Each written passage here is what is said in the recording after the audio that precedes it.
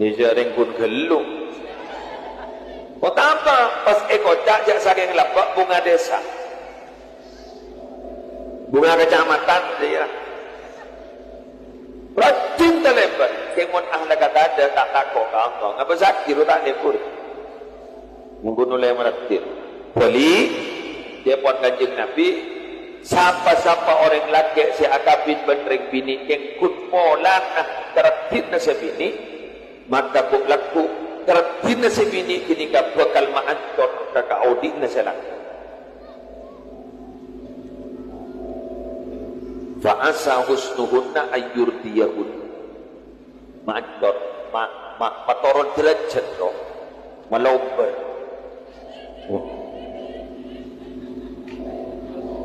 matopos itina ta'ama memasok orang dari budu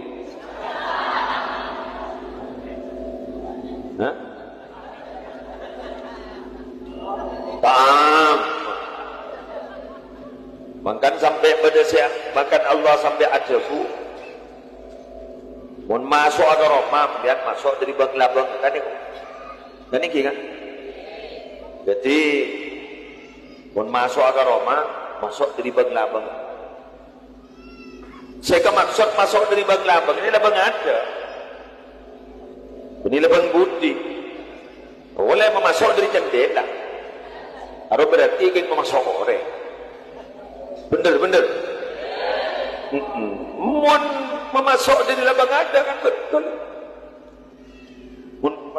Jadi mun memasuk dari labang ada berarti legal gitu, legal kan ngasih teh boleh baca itu ratin ni kemana rabu mungkin ratin tak nyampi akhlak ratin agak itu bakal mancur kau di nasi laki siapa ni kacukan buluan sambian mempahji laki mengikun ganteng tapi tak di akhlak bukti aki je meremono bukan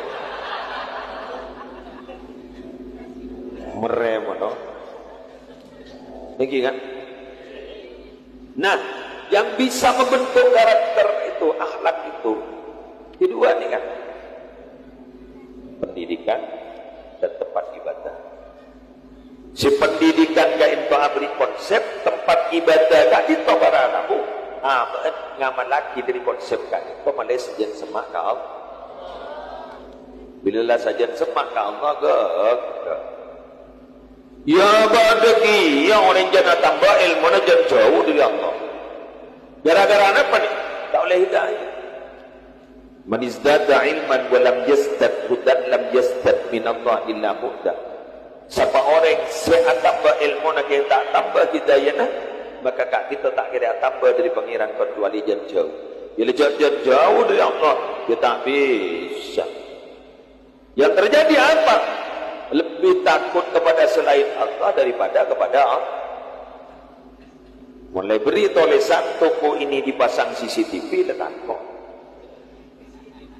Mulai beri tulisan hati-hati ketika anda melakukan sesuatu karena semua yang ada di tembok itu memantau anda. Dan takut. Tapi coba Bang Moja, hati-hati bertakwalah kepada Allah sampai sumpah jabatan Bang Moja demi Allah.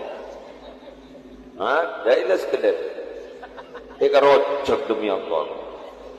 Betul ibadah mantan makan banyak kencetnya laki pejabat menolong mian makin benih pejabat makin ngak kena